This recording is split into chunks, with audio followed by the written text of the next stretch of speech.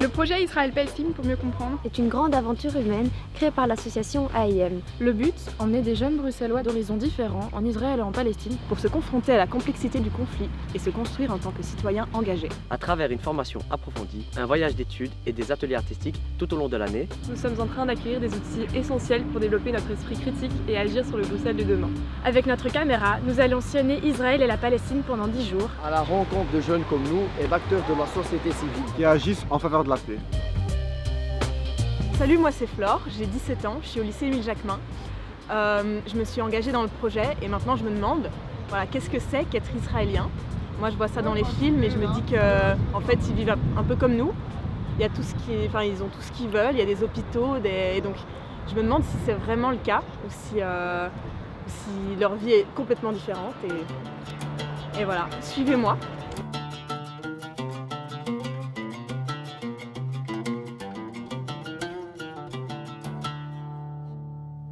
In Israel, we have a lot of work to do. Il n'y a pas de système de loi à l'intérieur d'Israël. Maintenant, les budgets de développement sont les mêmes pour les Juifs et les Arabes en Israël ou les Bédouins. Je dirais non. It should be a homogenic mixture, as I see it. Israël, on y est. Ben Gourion, dans l'aéroport. Et ben moi, je vais chercher des Israéliens, des Israéliennes, et j'aimerais bien savoir comment ils vivent. On en voit partout à la télé, mais qu'est-ce que c'est de vivre en Israël? De nos jours, c'est la guerre.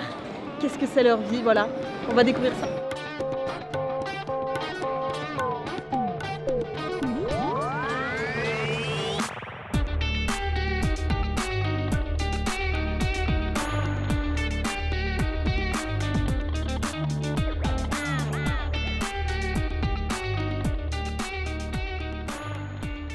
Hier, on a passé la journée à Jérusalem.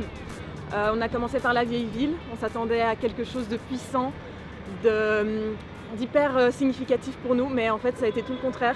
On a été bouleversés, on a vu toutes les religions qui cohabitaient ensemble. En fait c'était pas réellement le cas, ils étaient tous là, mais personne n'était réellement à sa place. Ensuite on a été voir le contraste avec Jérusalem-Ouest, et on peut voir des grandes avenues, des boutiques de luxe, et on se dit que, en fin de compte, à qui en vouloir. On a parlé à des soldats israéliens, ils étaient super sympas et on n'arrive pas à faire la part des choses. Est-ce que ce qu'ils font c'est vraiment... Enfin, est-ce qu'on peut leur en vouloir à eux? Qui est responsable?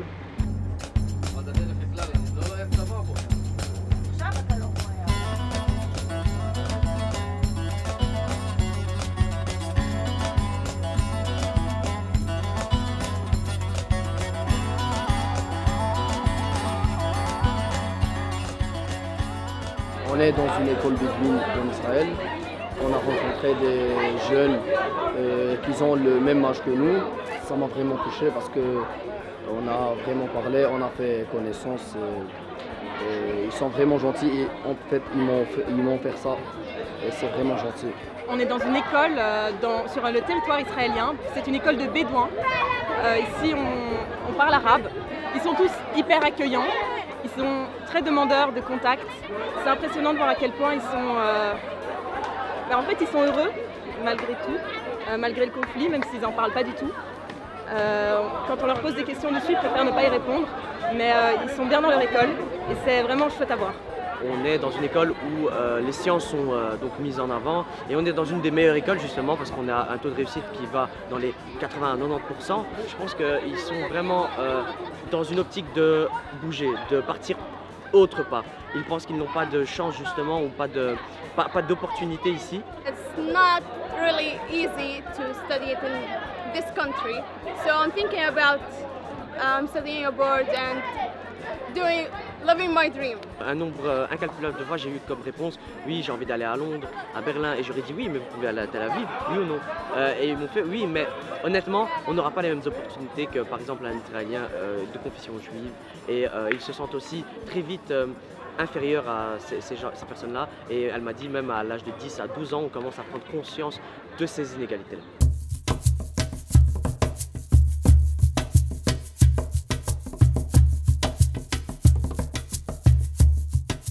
Je pense qu'être israélien, c'est... Enfin, j'ai remarqué ce matin qu'ils étaient tous liés par quelque chose.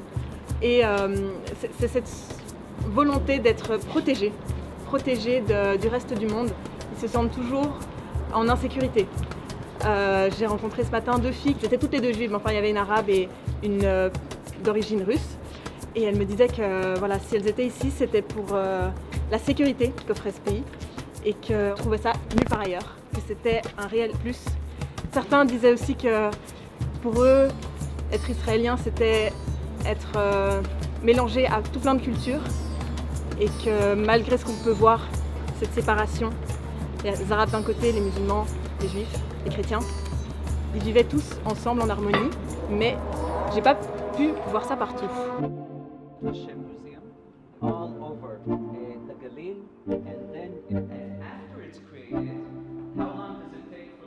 On vient de sortir du musée des combattants des ghettos. On a rencontré Yaron, le directeur pédagogique du musée. Il nous a accordé une longue intervention et il a terminé par dire que le côté humain était encore plus important, primait sur l'identité israélienne, même s'il était très fier de son identité israélienne. I want to be a good Israeli, a good Jew, but most of all, I want to be a good human. Before I want to be a good Israeli, I want to be a good human. Most of the time, I feel there's no paradox between them. Sometimes it becomes more complicated. When you're in a conflict with another group, there's always bad guys and good guys, and of course, you always see yourself as part of the good guy group. And of course, many times it's not true. It's difficult for you to put a mirror in front of you and look at this how it is, and not how you want it to be. La visite de ce musée m'a permis de comprendre à quel point cette identité est commune à tous les Israéliens juifs. Ils ont la même histoire, ils ont une histoire très forte, bouleversante. Et une fille hier m'a dit, une Israélienne m'a dit, oui, ma grand-mère, elle fait encore des provisions, elle garde des boîtes de thon dans sa cave. C'est un traumatisme pour eux et il faut se rendre compte de ça pour comprendre le conflit, quoi.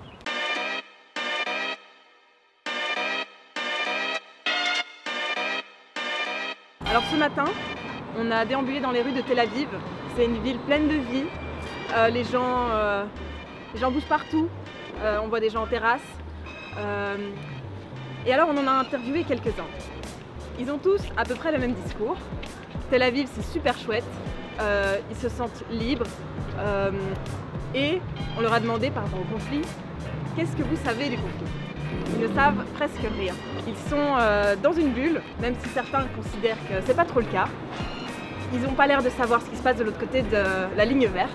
Et c'est très intéressant de remarquer qu'ils sont nombreux à ne pas vouloir en parler. On essaye de les accoster, mais c'est très compliqué. Ils sont un peu timides.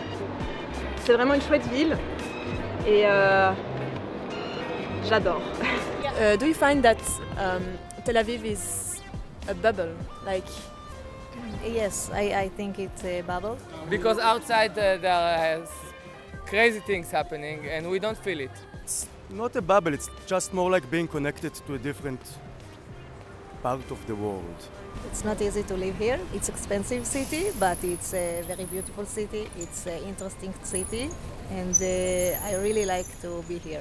Life in Tel Aviv is very good. We like the life in Tel Aviv. It's a big city, so we have everything here, and we enjoy the life. A lot of people came here, so it became more like other big cities in Europe. But like other places in Europe, you can tell the difference between, let's say, Paris and some small French village, yes? Okay, so it's the same in Israel. What do you know about the conflicts here in Israel? Not much, but I do know there is a conflict and it's a very complicated issue and it's not going to end soon, unfortunately. Of course we know about the conflict. We live it every day, but when you live in Tel Aviv, you don't much feel it. Do you feel peaceful? Peaceful, yes, I do.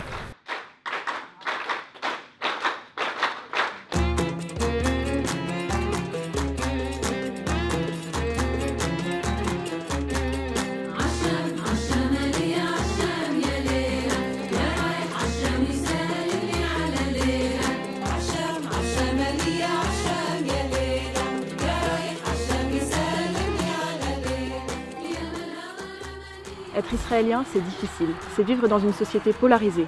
Certains sont conscients, d'autres pas du tout. Certains sont militants, d'autres pas du tout. Certains sont curieux et d'autres pas du tout. Être israélien, c'est aussi vivre avec un passé tragique et la peur qu'il se répète. C'est vivre avec un besoin constant de sécurité.